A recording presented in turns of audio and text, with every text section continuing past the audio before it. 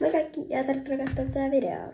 Tää on koulupenaalin esittelyvideo ja mä kysyin mun yhteisöpostauksessa jo aika kauan aikaa sitten, että haluatteko nähdä tällaisen ja aika moni halusi nähdä, niin nyt se tulee.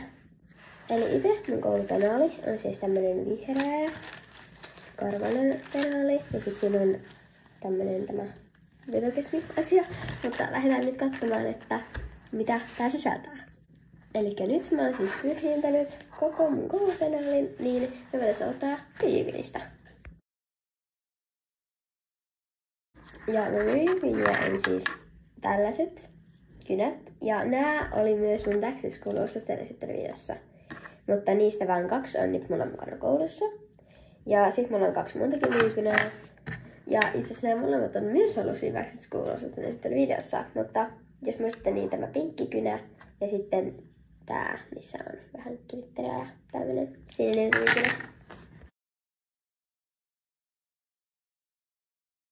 Sitten kun minä erotin, tää oli myös siinä Back to School -esittelyvideossa, mutta siis tämä on mun kummiterotin. Täällä on siis kummi ja täällä erotin. Ja joo, tää on toiminut kyllä koulussa tosi hyvin. Sitten mulla on 2 tämmöistä vähän erikoisempaa kynää. Ne on siis tällaisia kyniä, että kun tästä asiasta painaa näin, niin tuohon tulee pää. Ja tästä tulee siis pinkkiä väriä.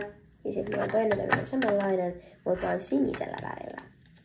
Ja mun lemppariväri on siis sininen, niin, tai turkosi, niin tää on tosi kiva.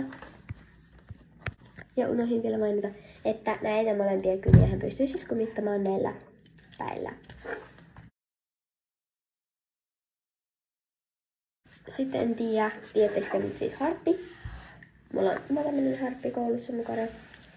Ja täällä siis pystyy tekemään semmosia ympyröitä helposti, niin tää on mulla mukana. Ja sit vielä iso läjä tusseja. Mulla on pastellinvärisiä niin kuin nämä, eli suurin osa. Mulla on niin kuin vihreä, violetti, keltainen, vaaleanvihreä, oranssi. Sitten tää on varmaan sitten joko turkoosi tai sitten joku vaaleansininen. Ja tää on sitten ihan vain perussininen. Ja sit muita kuin pastellivärisiä, niin mulla on tämmönen sininen tussi. Eli siis kokonaisuudessaan mun koulupenaali näyttää tältä.